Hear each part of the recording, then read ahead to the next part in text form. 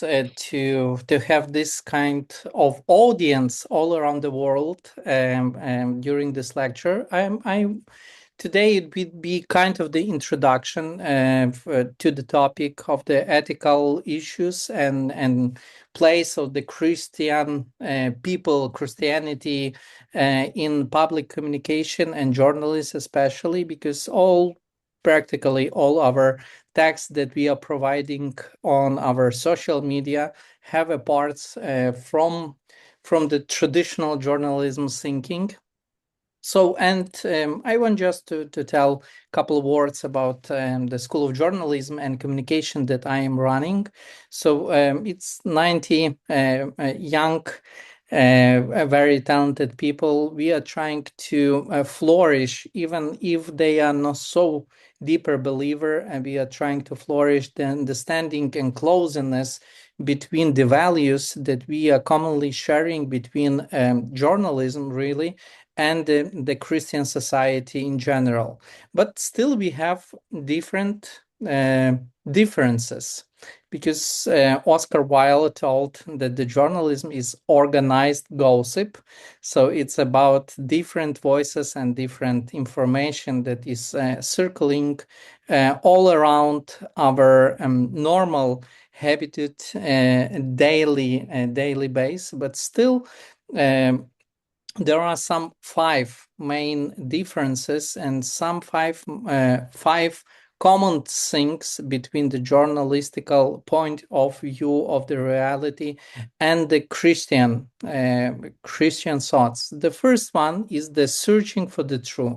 So as a Christian, we are searching through the look on the Holy Bible and Holy Scripture and divine and the traditional thing, and every time the journalist gets lean on the facts, so it's not every time the same for the 2 points of view, and every time Christian and the journalist trying to give the voice for the vulnerable person, and but still we have a difference because we are giving those voices looking on the most interesting stories, and the Christian have to take care about every people that have wounds.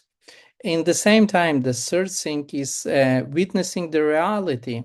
And we are very coherent here between the Christian point of view and the journalistical point of view, because we all are looking for the witnessing the reality, what is going on, and especially in the time of the war or other conflicts, we are looking to be the witness, to be the people who are witnessing about the truth.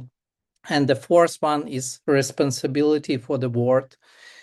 So all our words as Christians, leaning also on the testimony and of Jesus Christ, that your yes has to be yes and no, without any hesitation, without any third pass, is very close to the journalistical responsibility, also responsibility at the front of the law in every country, that you have to be very precise in your words and about the thing that you are witnessing and finding for the truth, and also the service for the human dignity.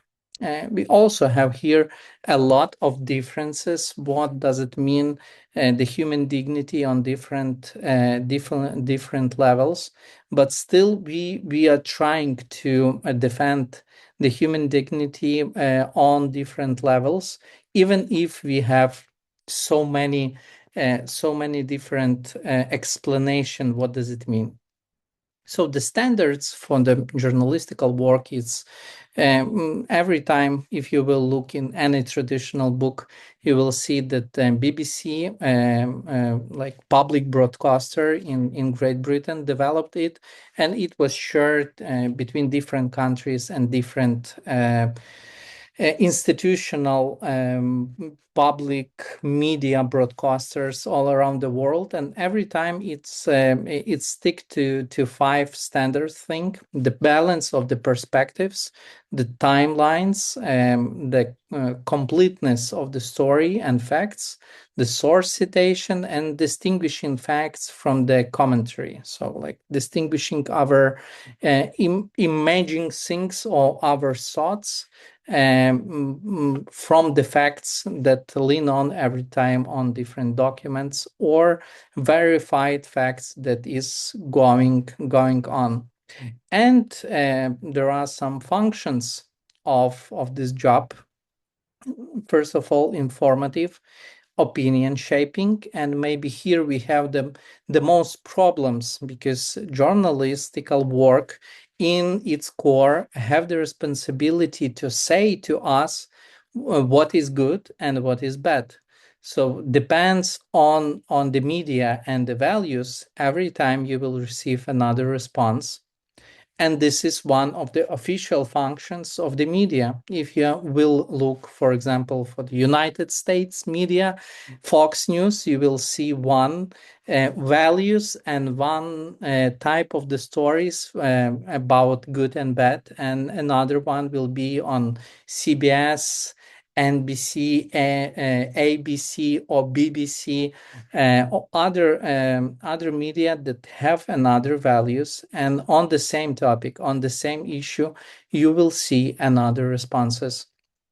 And the third one is organizational or mobilizing. So every time the media is trying to convince you and trying to call you to do some good things. For example, like last year's, mostly every media talking about the health, how to take care about yourself, and will tell you different life hacks or whatever other things that is connected to that. And every time it will be proposing you some way of the living and building your relationship. And this is one of the function.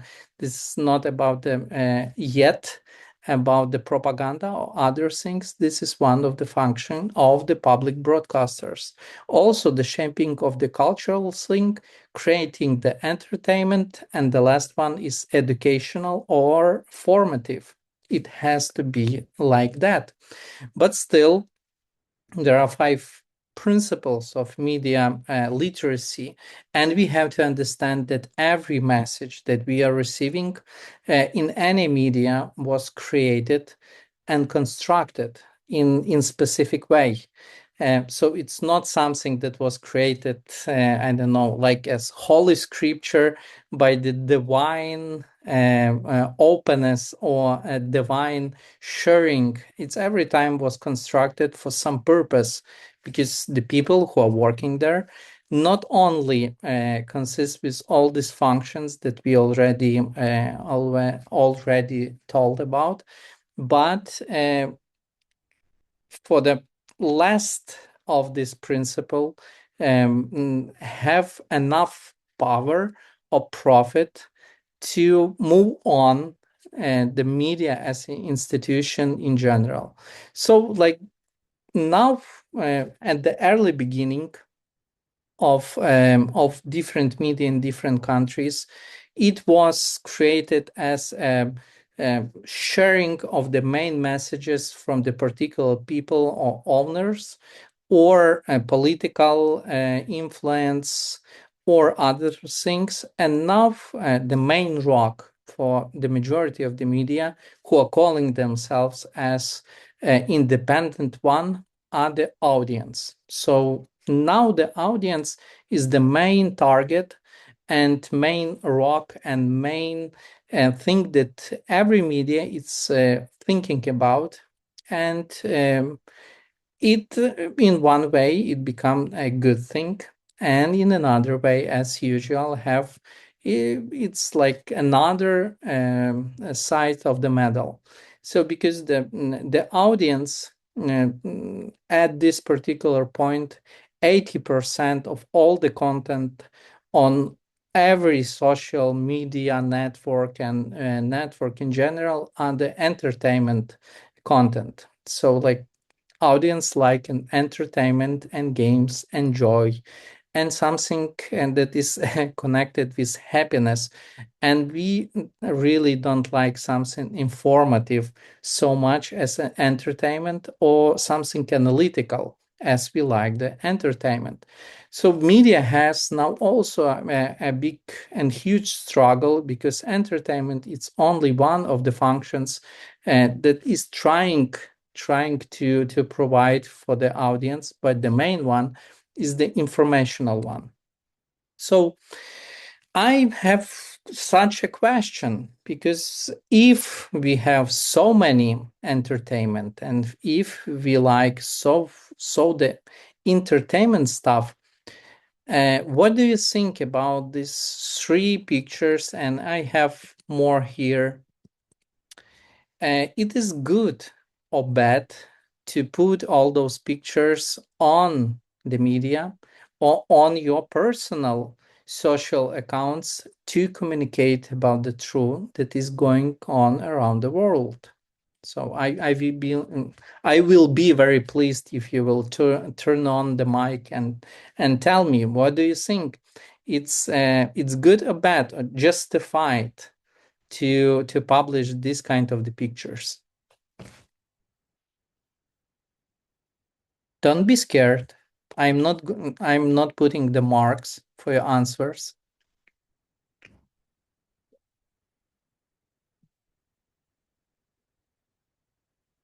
Sisters, what do you think about those pictures?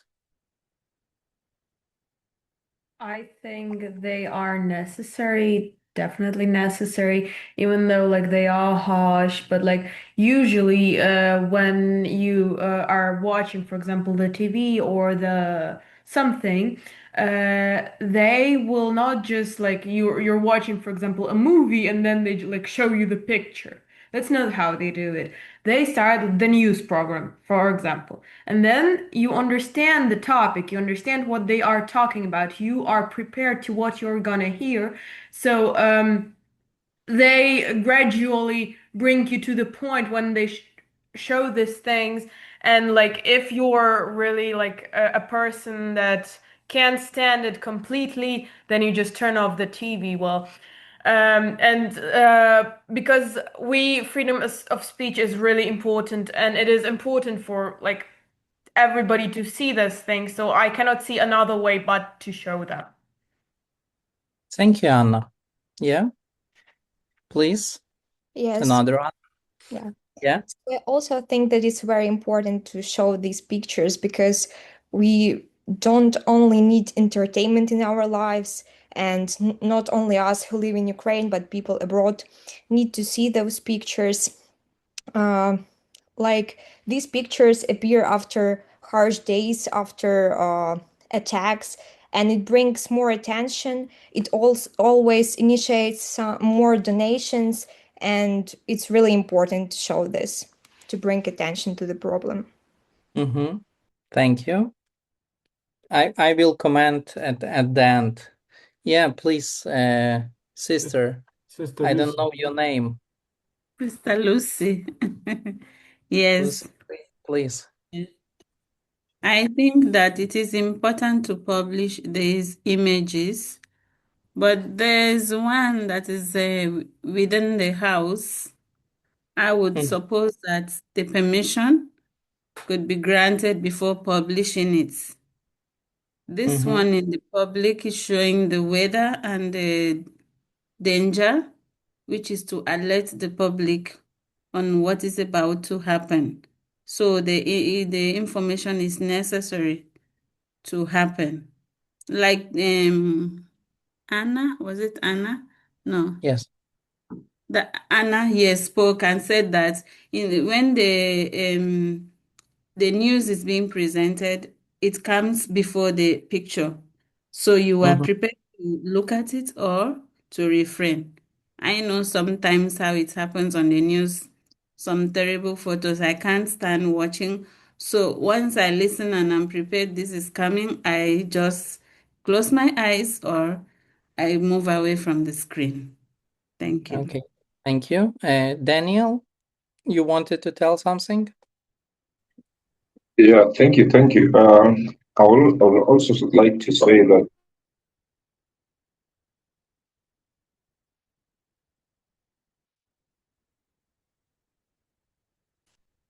Probably some interruption. I don't know, it's on my side or Daniel's side. So like more or less we yeah, you, please Daniel, because it was some interruption of your or my internet. apologies for that.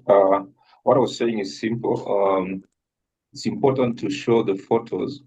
However, you need to know the consequences or the impact of showing the photos at what time the photo should come on the news.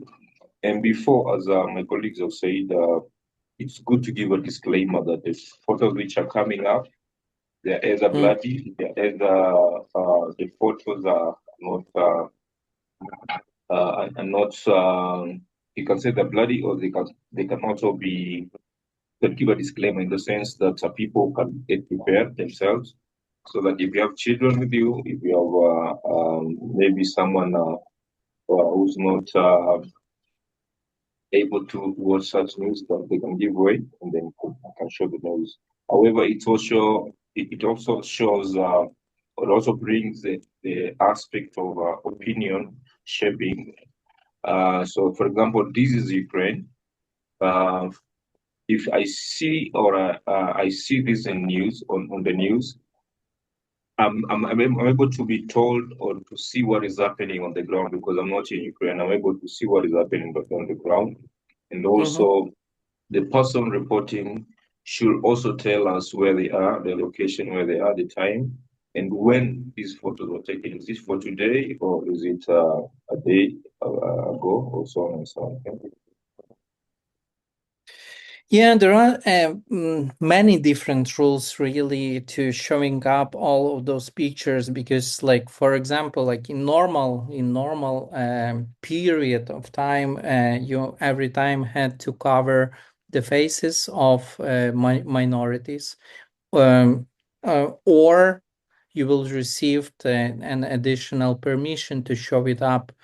And there are a lot of discussions, even in Ukraine, from the beginning of the war until today.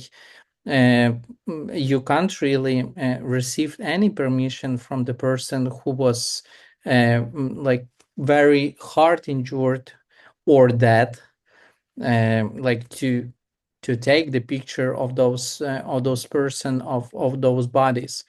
And every time well, like huge media, for example Reuters, are the first one to cover this informational situation um, or strategy that is going on. So it's not every time very easy to explain and give the explanation.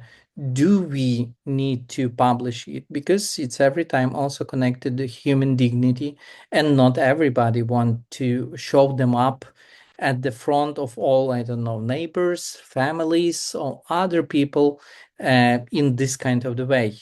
But it's not very easy to receive any permission in the time when you are under bombing alarm, and in the time of the huge emotional tense and so on. So normally at this period of time in Ukraine, and also developing new rules of sharing this kind of like vulnerable information, what is going on. For example, if people or if someone was dead, you can't really publish information about it in visual or textual way before the main members of the family will receive a call and will be informed personally.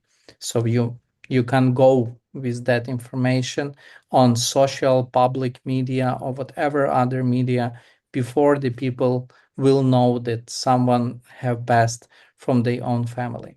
So now the core of the ethical thing that we are affronting and seeking the truth and reporting it, minimize the harm as maximum as it could be, act independently, so like trying not to be influenced by any other political wings, and be accountable and transparent, not to provide or create the fake news or describe it overwhelming. And additionally, for those who are working with an information, the accuracy and the fairness of the information, the integrity, and also trying to remain the respect for the privacy for the people, not, for example, like doing the photography or video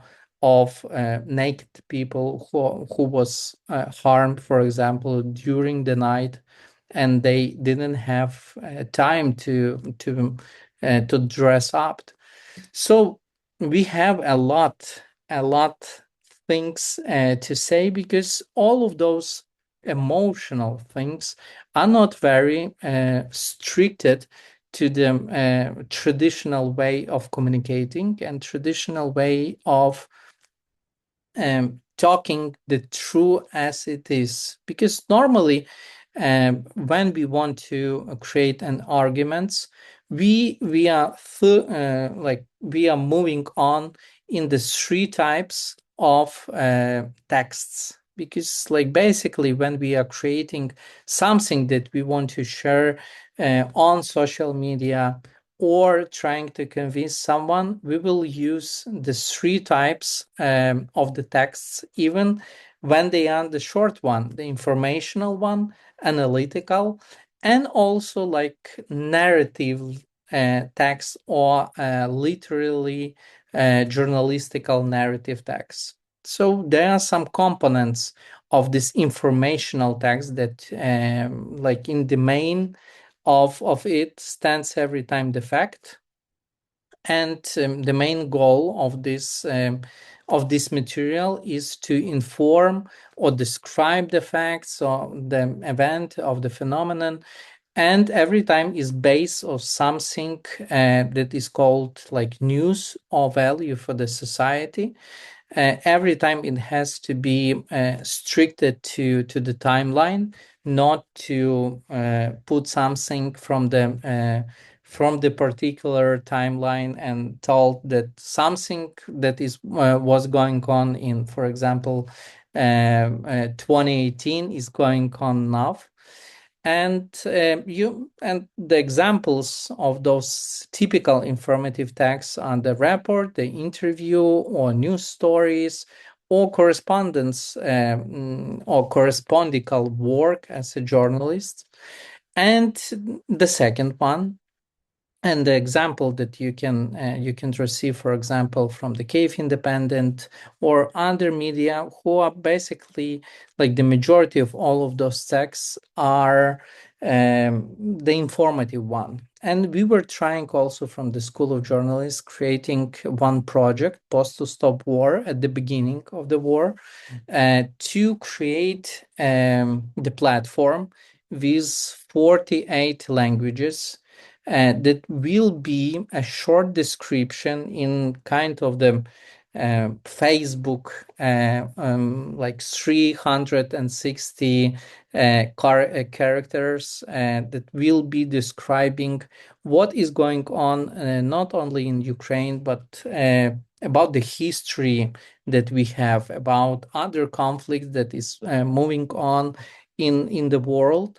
And this it was the first step, like trying to explain someone why all of these terrible things is happened.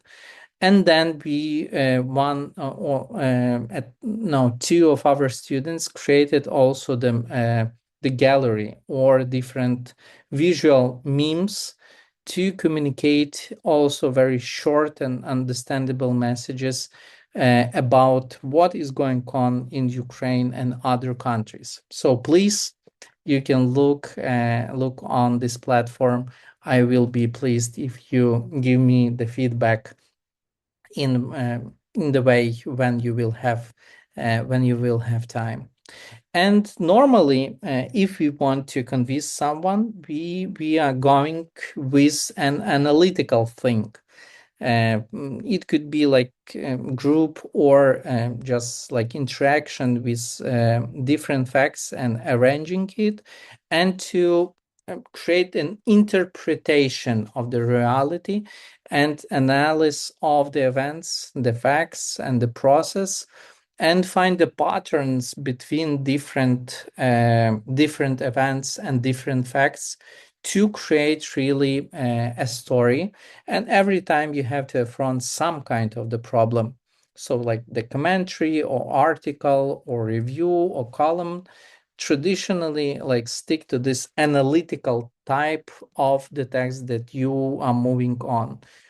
The most famous are the economists and different materials from that, or other reviewers that are proposing you the analytical way of thinking or looking and trying to find the bonds between different facts.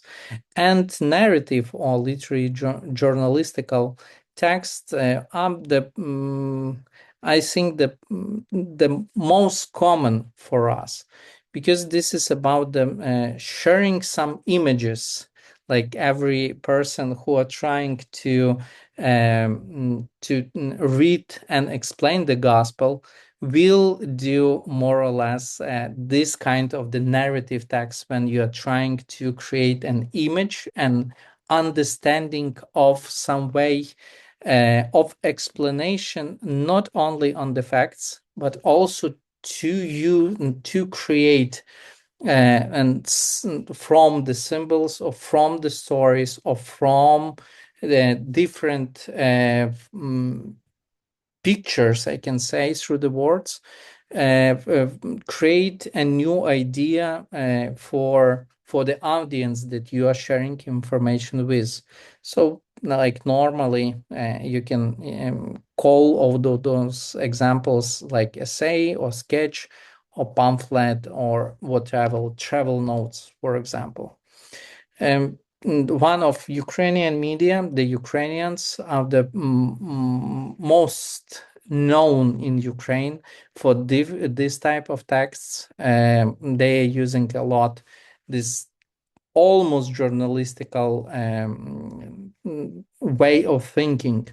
And we also created one of our projects in Ukraine Catholic University with the support of Notre Dame. I saw some sister from Notre Dame, so we have a great pleasure to have two professors with in our school, and we created a documentary film about what is going on in Ukraine. And the short teaser was shown during the opening season, the football season, in Notre Dame. So more or less like 2.5 million people could see our short work and teaser to this documentary film. So I want to launch a short group talk. What do you think is the modern role of journalistical work for 5 minutes? And I will divide you for the groups in automatical way. So, and I want your reflection. Why do we need journalism as a profession or as a vocation or as a job in this particular period of the history? Because like the majority I don't know, like bloggers or whatever, they are talking about the death of the journalistical work. And probably sometimes we also could think that journalistical work is not it's not important. It's every time about creating new lies. And I want you to invite for 5 minutes to talk to each other.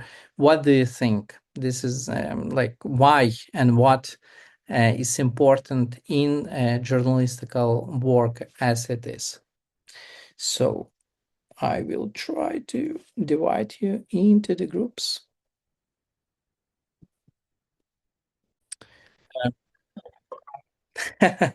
We also created such a project a couple of years ago with one of our professor, like guest professors, and also the writers, Lubomir Darash.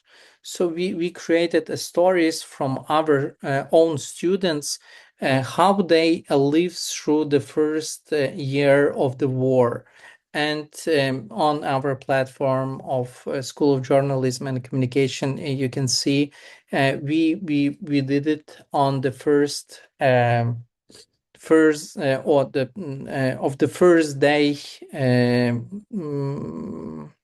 in commemorance the first year of the war, and all of those who were killed during this period, and they shared how they affronted and lived through the first year of the war. And now we are working, and one of our alumni are working about the project that it calls Flowers on Mars Field in Lviv, the Western Ukraine.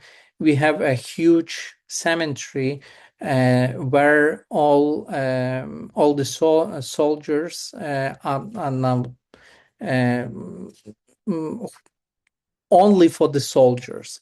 So, and we can see this terrible progress, how many soldiers are returning on the shield.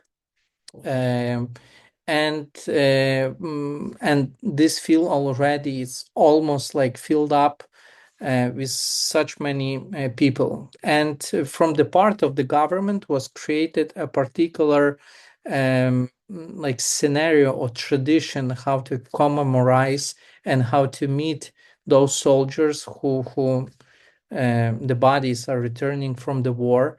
And one of our now the alumni, Snezhana Hosarevich, she is trying to create for the Cannes Festival the documentary about this different type of commemoration of the memory of our fallen soldiers, from the perspective of the religion, from the perspective of the government, from the perspective of different traditions. And it's very important for particular families to have this type of the content, that it's not about information or entertainment or other traditional functions of the journalism, but to share the pain and living through the human dignity itself. So, and normally there are a couple different types of the creating this type of the texts to commemorate someone or to share the story in an emotional way, or to step into this sensitive journalistical type of communication. So the first one is the emotional arc of the character. So like normally, if someone was creating at least once in their own life the story, this is the most popular one. So when you have an emotional arc of the person, um, about its like internal transformation. So something happened and the main character begin to affront some challenges and struggles, and these struggles and his steps or her steps transform it into some another way. Like for example, one sentence: he didn't want to enlist, but everything changed the night the shelling started and the sky turned orange. So you already have this emotional arc that something happened in some way, the sky turned orange, and you are ready to taking the challenge itself. So, and the second one is the sensory detailing. So like describing of different sounds, smells, touches, or textures. If you want to really get entertained to your text or to your story, or to share even more effective some information, you will have to give a different details. And you can see here a different like sensory input, like sounds, for example, the cracking of the wood after the blast, echo like a prayer left unfinished. So you are creating like different additional emotions and detailing to create an to not entertainment, involvement for those who want to follow your story. And the third one is the symbolic framing, when you are using like literature style metaphorical or objects, or other way, like for example the burnt family photo, you are calling the lost past, or cracked mirror, you are calling the identity broken by the war. So you are trying to combine the very simple things into new ideas. So and the fourth one is the inner voice, way of like giving to your character, or giving to your story the voice itself, and creating a short of reflection line about the main character who will be talking, what is going on. So and here could be um, like an example, as you can see, like I didn't know how to ask her what happened to the child, as a quite emotional to the child, and it could be like the inner voice of the main character as it is. So like to make a summary of some small points. The first of all, the effectiveness of our communication lean on the basic main rules. So every time if you we want to make or pursue someone, like to give them the true story, it's not enough to tell only the facts. Normally the human being following the emotions and not the facts. So if you are giving only the dry facts without any emotional part, the majority of the people will not listen you in this particular point of the history. So every time you have to share, even through this social media, you have to attach the emotion, or through the picture, or through the text, or through the bullet point. And as if you want to create your own argument, it's very convenient to step into this sensitive journalistical way of thinking, when you have at least like four methods to create your own story through different platforms. And every time, if you will be going to interview, or you want to share some comments with someone, or you want to convince someone, you have to be close to these particular techniques, how to share the stories, or how to involve the attention of your audience or particular people. So, as I mentioned already, it's emotional arc, sensory detailing, symbolic framing, and inner voice. And the focuses and effects you can see also in this table. And I want you to invite a reader a little writing exercise for following 5 minutes, and maybe some of you will share with me what uh, what what did you created. So like maybe a short scene into 5 sentences based on the real imagine or real or imagined situation or war or loss or emotional um, transition. uh, mm, Use one of these four techniques. I will return to the previous slide. You can choose one of these three prompts, like soldier returns to the empty home, or child discovers something familiar in refugee shelter, or volunteer hesitate before opening the door, or whatever other prompt that you want, that you have in your hand, in your head. It could be some of your feeling before you enter in the monastery, for example, or some another thing that you want to share with us.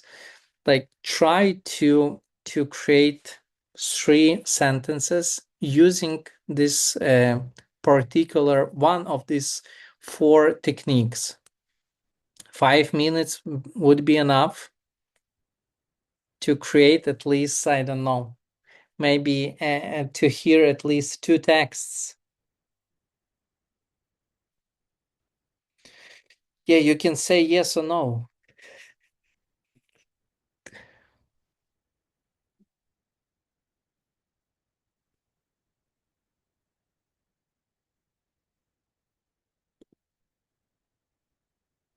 Nobody wants to write something.